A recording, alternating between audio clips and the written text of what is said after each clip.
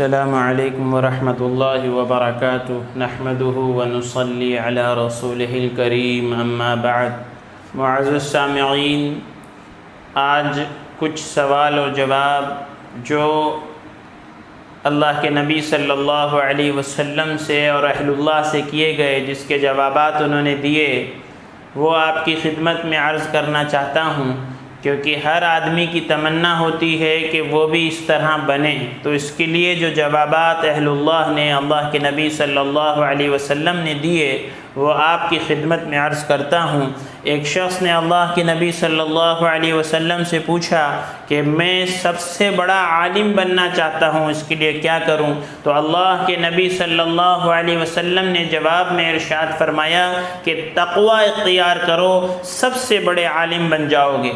کہ میں سب سے بڑا غنی بننا چاہتا ہوں، غنی مالدار بننا چاہتا ہوں، تو اللہ کے نبی صلی اللہ علیہ وسلم نے فرمایا قناعت اختیار کرو، سب سے بڑے مالدار بن جاؤ گے۔ یعنی جو کچھ اللہ نے تم کو دے رکھا ہے اس پر شکوہ اور شکایت نہ کرو اور اس پر صبر کرو۔ اس لیے اکثر یہ بات کہی جاتی ہے کہ دنیا کے معاملے میں اپنے سے نیچے کو دیکھو اور آخرت کے معاملے میں اپنے سے اوپر کو دیکھو، تو انشاءاللہ قناعت پیدا ہوگی، شکر کا جذبہ پیدا ہوگا۔ سب سے بڑا عادل بننا چاہتا ہوں، تو فرمایا دوسروں کے لیے وہی پسند کرو جو اپنے لیے پسند کرتے ہو، سب سے بڑے عادل بن جاؤ گے۔ سب سے اچھا آدمی بننا چاہتا ہوں، تو کہا اچھا آدمی بننے کے لیے لوگوں کو نفع پہنچاؤ، ہر ایک تمہاری ذات سے کسی کو نقصان نہ پہنچے۔ اگر ہر ایک کو تم نفع پہنچاؤ گے تو سب سے اچھے آدمی بن جاؤ گے۔ اللہ کا خاص بندہ بننا چاہتا ہوں، تو فرمایا اگر اللہ کے خاص بندے بننا چاہتے ہو تو کثرت سے اللہ کا ذکر کرو، چلتے پھرتے اٹھتے بیٹھتے کماتے کھاتے ہر وقت اللہ کا ذکر زبان پر ہو، زبان اللہ کے ذکر سے رطب اللسان ہو۔ تو جو بندہ کثرت سے اللہ کا ذکر کرے گا وہ اللہ کا خاص بندہ بن جائے گا۔ میں یہ چاہتا ہوں کہ میرا ایمان کامل ہو جائے، تو فرمایا اچھے اخلاق اختیار کر لو، جس کے اخلاق اچھے ہوں گے اس کا ایمان کامل ہو جائے گا۔ اخلاق صرف مسکرا کے دیکھ لینے کا نام نہیں ہے، بلکہ اپنی ذات سے ہر ایک کو نفع پہنچے، ہر ایک کی خوبیوں پر نظر، اپنی خامیوں پر نظر، اور اس بات کی کوشش کہ میری ذات سے ہر ایک کو نفع پہنچ جائے اور ہر ایک کے میں کام آ جاؤں۔ کہ فرمایا اپنے اخلاق اچھے کر لو، تمہارا ایمان کامل ہو جائے گا۔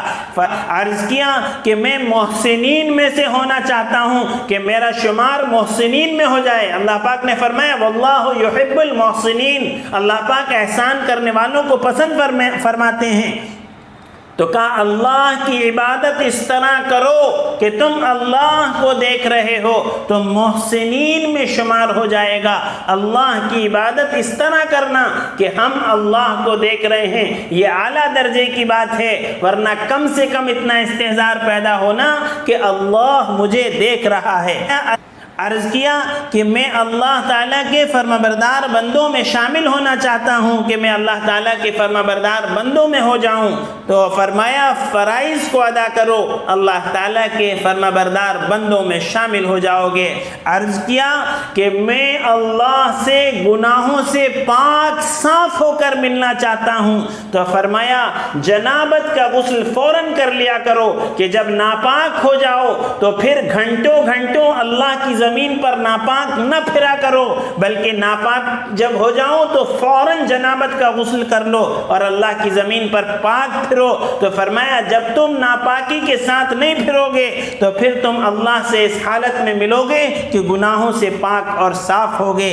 عرض کیا کہ قیامت کے دن نور کے ساتھ اٹھنا چاہتا ہوں، تو فرمایا اپنے اوپر اور کسی پر بھی ظلم نہ کرو، اللہ تعالیٰ نور کے ساتھ تمہیں اٹھائیں گے۔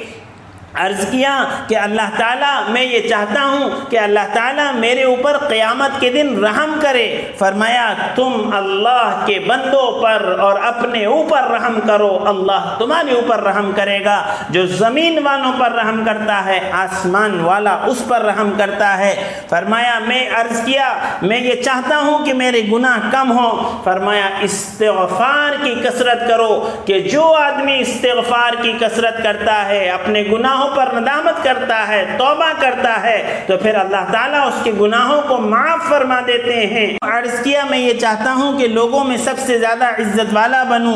فرمایا مخلوق کے سامنے اپنی حاجت کا رکھنا چھوڑ دو، سب سے زیادہ عزت والے بن جاؤ گے۔ جو مخلوق کے سامنے اپنی حاجت کو رکھتا ہے وہ ذلیل اور خوار ہو جاتا ہے۔ جو مخلوق کے سامنے سوال کا دروازہ کھولتا ہے اللہ تعالیٰ اس کے اوپر فقر کا دروازہ کھول دیتے ہیں۔ اس لیے مخلوق محتاج ہے، وہ تمہاری ضرورت کو کیا پوری کر سکتی ہے؟ اس لیے اپنی حاجت کو، اپنی ضرورت کو مخلوق کے سامنے نہ رکھو، اللہ کے سامنے رکھو۔ عرض کیا سب سے زیادہ طاقتور بننا چاہتا ہوں، فرمایا اللہ پر توکل اختیار کرو، سب سے زیادہ طاقتور بن جاؤ گے۔ کہ توکل اور بھروسہ اللہ کی ذات پر، اپنی جیب سے زیادہ غیب پر بھروسہ ہو تو انشاءاللہ سب سے زیادہ طاقتور بن جائیں گے۔ عرض کیا گیا کہ رزق میں کشادگی چاہتا ہوں، فرمایا باوضو رہا کرو، اللہ تعالیٰ رزق میں کشادگی فرما دیں گے۔ عرض کیا اللہ اور رسول کا محبوب بننا چاہتا ہوں، فرمایا اگر اللہ اور رسول کا محبوب بننا چاہتے ہو تو جو اللہ کو اور اس کے رسول کو پسند ہیں تم بھی وہی پسند کرو، اپنی پسند اللہ رسول کی پسند بنا لو تو اللہ اور رسول کے محبوب بن جاؤ گے۔ تو عرض کیا گیا کہ قیامت کے دن اللہ کے غصے سے بچنا چاہتا ہوں، فرمایا اللہ کی مخلوق پر غصہ کرنا چھوڑ دو، اللہ کے غصے سے بچ جاؤ گے۔ عرض کیا گیا میں یہ چاہتا ہوں کہ میری دعائیں قبول ہو جائیں، فرمایا حرام کو چھوڑ دو، حرام کھانا چھوڑ دو، اللہ کی بارگاہ میں تمہاری دعائیں قبول ہو جائیں گی۔ کتابوں میں لکھا ہے کہ آدمی حرام کمائی کو اختیار کرتا ہے اور پھر دعا کرتا ہے، اللہ کے سامنے ہاتھ پھیلاتا ہے، اللہ اللہ کرتا ہے، جواب ملتا ہے کہ تیرا کھانا حرام ہے، تیرا کمانا حرام ہے، تیری دعا اللہ کی بارگاہ میں کہاں قبول ہو سکتی ہے؟ تو اگر دعا کی قبولیت چاہتے ہیں تو فرمایا حرام کھانا چھوڑ دے۔ پھر سوال کرنے والے نے سوال کیا کہ سب سے عظیم نیکی کیا ہے؟ فرمایا اچھے اخلاق، تواضع اور مصیبت پر صبر کرنا۔ اچھے اخلاق، تواضع، عاجزی، اپنے آپ کو چھوٹا سمجھنا اور مصیبت جو ہمارے اوپر آئے اس کا گلا شکوہ چلا چوٹ نہیں کرنا بلکہ اس کے اوپر صبر کرنا۔